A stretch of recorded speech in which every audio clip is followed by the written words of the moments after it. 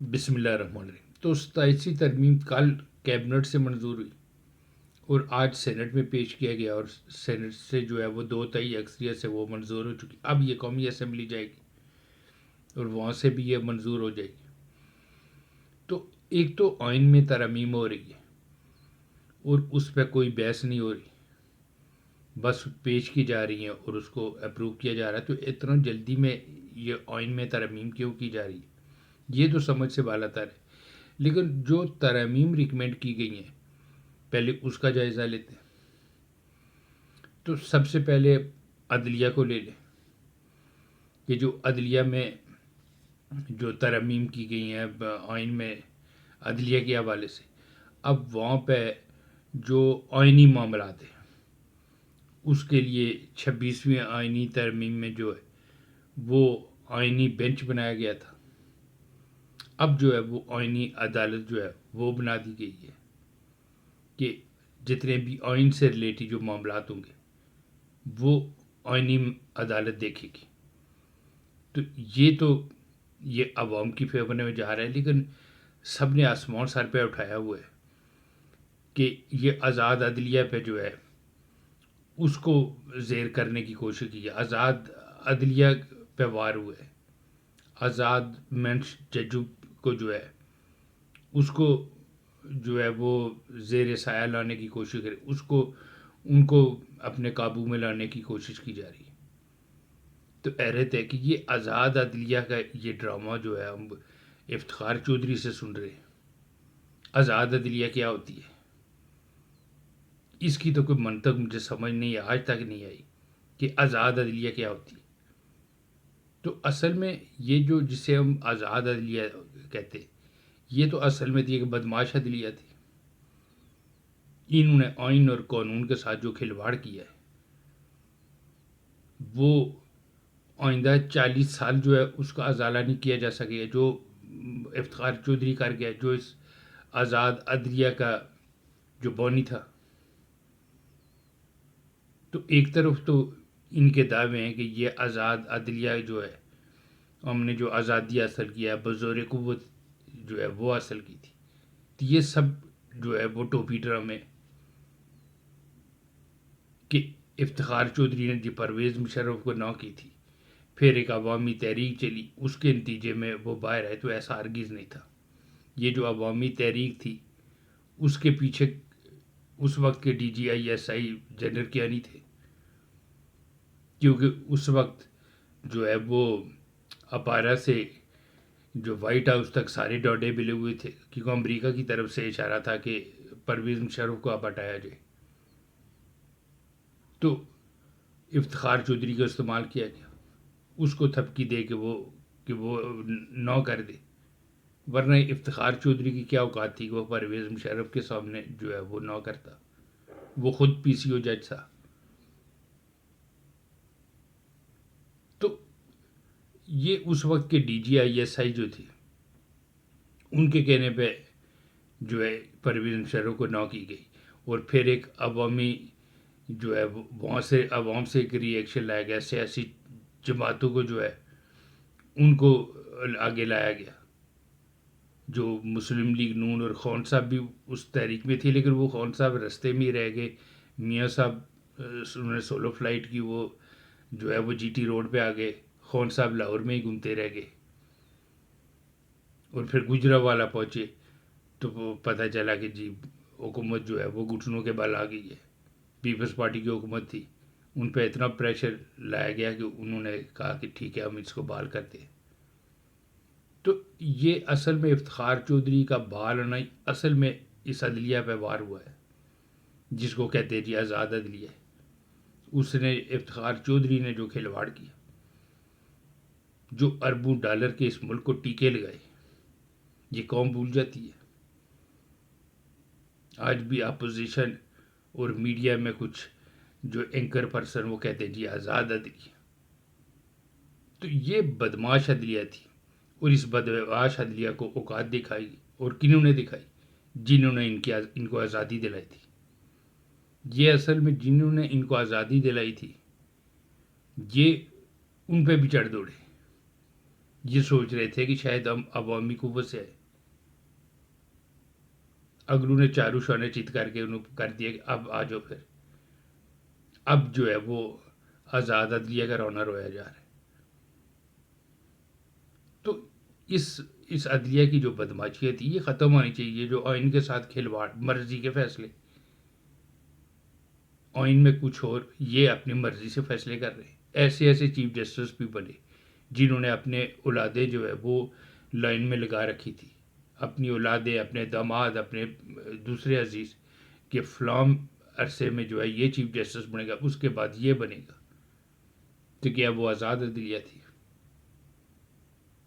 دوسرا، یہ آئینی عدالت جو ہے وہ علیحدہ آنے سے میں بھی اس عوام کو کچھ ریلیف مل جائے.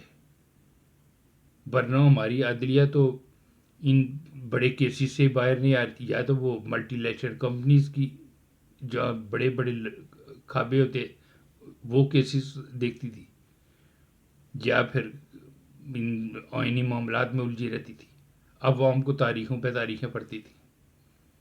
تو شکر ہے کہ یہ جو ترامیم لائی گئی ہیں اور ان کو اوقات پہ لایا گیا ہے. تو آزاد عدلیہ کا جو ڈرامہ کیا جا رہا ہے، اس سے جو ہے وہ اب اس آزاد عدلیہ کے نام پہ جو بدماشیاں ہو رہی تھی، جو آئین سے کھلواڑ ہو رہے تھے، اس کو اب روکا جا رہا ہے اور آئینی عدالت کو باہر کر دیا. اب جتنے بھی آئین سے ریلیٹڈ معاملات وہ اس آئینی عدالت میں جائیں گے. جنرل پبلک یہ دیکھیں گے. تو ایک تو عدلیہ میں جو ہے وہ وہاں پہ ریفارم لانے کی، وہاں پہ ترامیم لائی گئی ہیں. اس کے بعد اگر کوئی چیف جسٹس ریٹائر ہوتا ہے تو صدر جو ہے وہ کسی کو بھی دوسرے جج کو، یہ نہیں کہ وہ سینئر موسٹ ہی ہوگا، کسی دوسرے جج کو بھی جو ہے وہ قائم مقام چیف جسٹس لگا سکتا ہے. تو یہ جو انہوں نے پوری اپنی لائن لگائی ہوئی تھی کہ میں ریٹائر ہوں گا تو پھر میرا بیٹا آئے گا، پھر میرا داماد آئے گا، اس کو جو ہے اس کو روک دیا گیا. دوسرا ہے کہ یہ ججز ٹرانسفر. اب جو اسلام آباد سے جج بنا ہے اسے ساری زندگی اسلام آباد میں نوکری کرنی ہے، حالانکہ تمام دوسرے اداروں میں دیکھتے ہیں وہاں ٹرانسفر پوسٹنگ ہوتی ہیں، لیکن جج نہیں ٹرانسفر ہو سکتا. کیوں نہیں ہو سکتا؟ تو اب ان کو اوقات میں لایا جا رہا ہے کہ تم بندے کے پتر بن جاؤ، بہت عرصہ تم نے جو ہے وہ بدماشی کر لی ہے، اب اپنی اوقات پہ آ جاؤ. اب ان کی ٹرانسفر بھی ہوگی، اور اپنی ٹرانسفر سے جو انکار کرے گا وہ ریٹائرمنٹ تصور ہوگا، وہ سیدھے کہ ریٹائر، سیدھا گھر جاؤ. تو یہ جو ہے وہ عدالت جو ہماری جو عدالت ہے اس کے، ہماری جوڈیشری کے لیے ترمیم جو ہے وہ آ رہی ہیں، اس میں اس کو منظور کیا گیا. اور اس کے بعد جو ہے وہ 243 ہے. اب 243 میں جو ہے اس میں پہلے ایک عہدہ ہوا کرتا تھا جوائنٹ چیف آف سٹاف. وہ عہدہ اس کو جو ہے وہ اب ختم کر دیا گیا. اس کی جگہ نیا عہدہ جو ہے وہ لایا گیا، وہ ہے چیف آف ڈیفینس فورسز. یہ ایک نیا عہدہ ہے، اور اس کو جو لیڈ کریں گے وہ فیلڈ مارشل عاصم منیر. اور کہا جا رہا ہے کہ جو تینوں جو ہماری فورسز ہیں وہ اس چیف آف ڈیفینس فورسز کے انڈر ہوگی. وہ پاکستان آرمی اور Pakistan air force, Pakistan navy, تینوں اس کے انڈر ہوگی. اور اس کو جو ہے وہ ہیڈ جو ہے وہ کر رہے ہیں فیلڈ مارشل عاصم منیر. تو اگر تو یہ ٹینیور پوسٹ ہے وہ 3 سال کے رہے یا 5 سال کے لیے ہے، اور یہ روٹیٹ ہوتی ہے تینوں فورسز میں.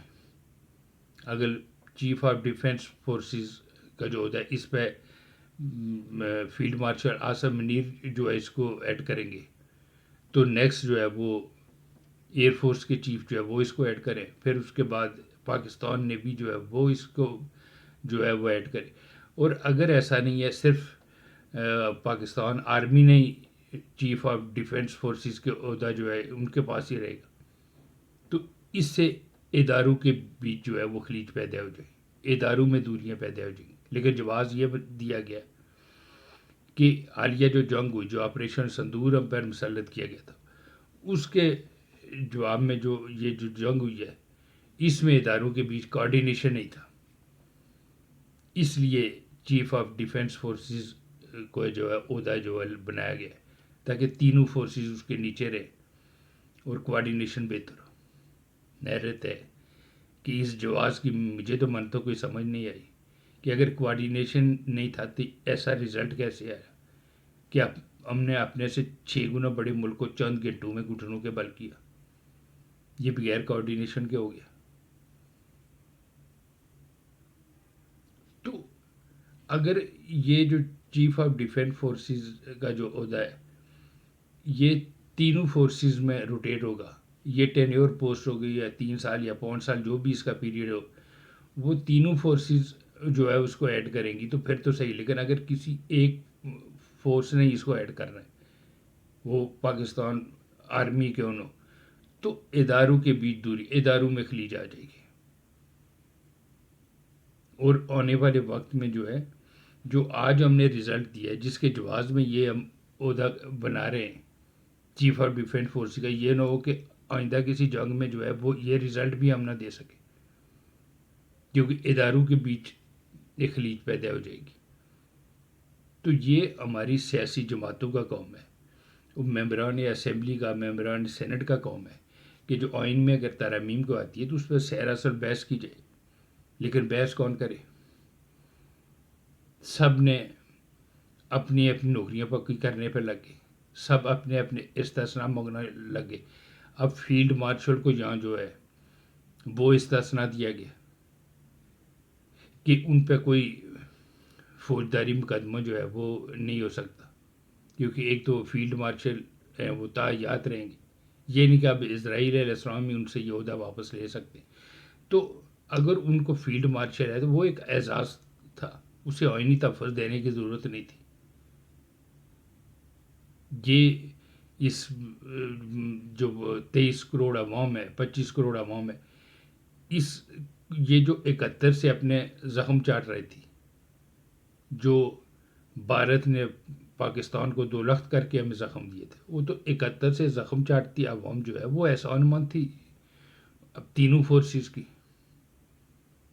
تو اگر فیلڈ مارشل اسم منیر کو ان کو فیلڈ مارشل بنایا گیا تھا، ایک اعزازی اس کا تھا، اس کو آئینی تفویض دینے کی ضرورت بھی نہیں تھی.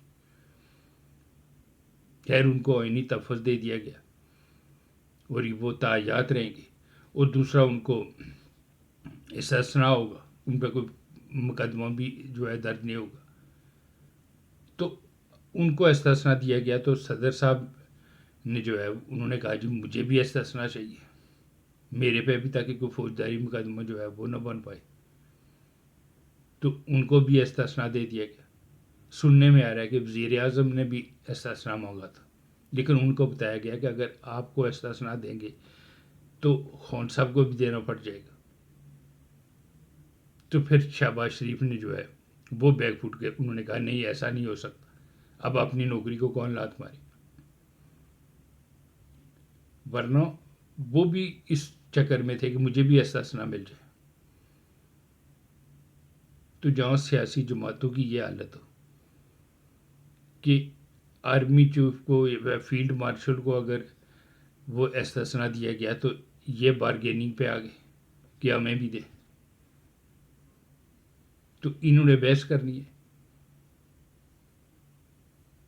اور وہ بھی عوام کے مفاد میں. عوام کا ان کا عوام سے تعلق کیا ہے؟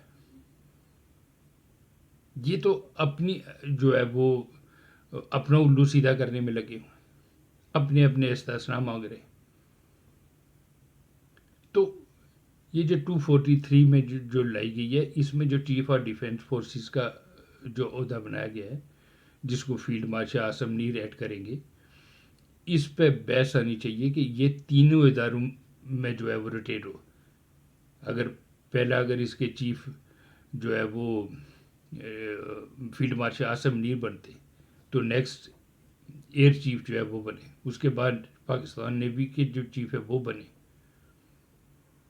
ادروائز جو ہے یہ اداروں میں خلیج پیدا ہو جائے گی. دیگر سیاسی جماعتوں ان ممبران اسمبلی یا ممبران سینٹ ان کا جاتا کیا ہے؟ خلیج پیدا ہو تو یہ بھگتیں گے. تو کہیں ایسا نہ ہو کہ جلدی میں جو ہے وہ ایسی ترمیم، لیکن اب وہ سینٹ سے منظور ہو چکا، اب کل تک وہ اسمبلی میں، قومی اسمبلی میں آئے گا، وہاں سے بھی ہو جائے گا. وہاں تو پہلے ہی دو تہائی اکثریت جو ہے موجود ہے. سینٹ سے کرا لیا ہے جہاں 2 ممبر پہلے ہی چھاٹ تھے، اور تیسرا ہے عرفان صدیقی صاحب، وہ بیمار ہے. اب 3 ممبر لیکن جو ہے اسی وقت ان کو کر دیا گیا، ارینج کر دیا گیا. ایک جو ہے وہ پی ٹی آئی سے آ گئے ابڑو صاحب، دوسرے جو مولانا فضل الرحمان کی جمعیت علماء اسلام سے آ گئے. تو انہوں نے بلکہ ایک ممبر تو یہ سینٹ کہتا رہا کہ جلدی کرے، میری ووٹ جو ہے پول کرا دے. تو سینٹ سے پوری کرے، جہاں سینیٹر پورے نہیں تھے تو قومی اسمبلی میں تو ویسے ہی جو ہے وہ 2 تہائی اکثریت موجود ہے، وہاں سے بھی ایسے ہی ہو جائے گی، اور کوئی اس پہ بحث نہیں ہو رہی. عدلیہ کے معاملے میں جو ہو رہا ہے وہ آنا چاہیے، بلکہ اس سے بھی زیادہ آنا چاہیے. انہوں نے جو بدماشیاں کی ہیں، افتخار چودھری اور اس کے بعد سے جو آزاد عدلیہ کا ڈول ڈال کر جو اس قوم کو بیوقوف بنایا، اس کو ان کو اوقات پہ لانا چاہیے. انہوں نے آئین سے کھلواڑ کیا، ایسے ایسے فیصلے دیے جس کی کوئی جو سر پیر ہی نہیں تھا.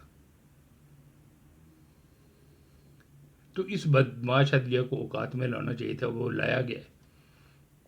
لیکن یہ جو 243 آئین کا آرٹیکل، اس میں جو تبدیلی لے گئی، اسپیشلی اس میں اگر فیلڈ مارشل ہیں وہ تعینات رہیں، ان کو جو ہے وہ چیف آف ڈیفینس فورسز کا ہیڈ بنایا گیا، وہ بھی بنا دیا جائے، اس میں بھی کوئی ایسا ایشو نہیں ہے. ان کو استثنا دے دیے گا، اس میں بھی ایسا ایشو نہیں ہے. لیکن اگر یہ جو چیف آف ڈیفینس فورسز جو ہے اس کو ایڈ صرف اور صرف پاکستان آرمی نے کرنا ہے، تو یہ اس ملک کی، اس قوم کے مفاد، ان اداروں کے سے زیادتی ہوگی. اس پہ بحث آنی چاہیے تھی، لیکن اب بحث کون کرے جب ساری جماعتیں اپنے اپنے حصے مانگ رہی ہیں، سب بارگیننگ کر رہی ہیں. ملک جائے، عوام جائے، بھاڑ میں جائے، ان سے تعلق ہے. تو یہ اب آئین کا حصہ بن جائے گی، لیکن یہ اب پوری کھلے گی بات تو ابھی تو جو ہے وہ قسطوں میں کچھ پتہ چل رہا ہے. اسمبلی میں پیش ہوتی، اس پہ بحث ہوتی، تو ان جو سینیٹر کو، ممبران اسمبلی کو سن کر عوام کو پتہ چلتا کہ جو یہ چیف آف ڈیفینس فورسز جو ہے، جس کو فیلڈ مارشل عاصم نیر ایڈ کریں گے، یہ کیا صرف پاکستان آرمی ایڈ کرے گی، دوسرے فورسز بھی یہ نیکسٹ ٹینیور میں ان کو بھی جو ہے اس میں جو ہے یہ اس کو ایڈ کرنے کا موقع دیا جائے گا. اب یہ چیزیں ابھی سامنے ہی نہیں آ رہی، لیکن اس کو فوراً جلدی میں آئین کا حصہ بنایا جا رہا ہے. تو اللہ کرے کہ جو بھی ترامیم ہوں وہ ملک اور قوم کے مفاد میں ہو، لیکن ملک اور قوم کا سوچے کون، جو سارے بارگیننگ میں سب اپنی اپنی نوکریاں پکی کرنے میں لگے ہوں.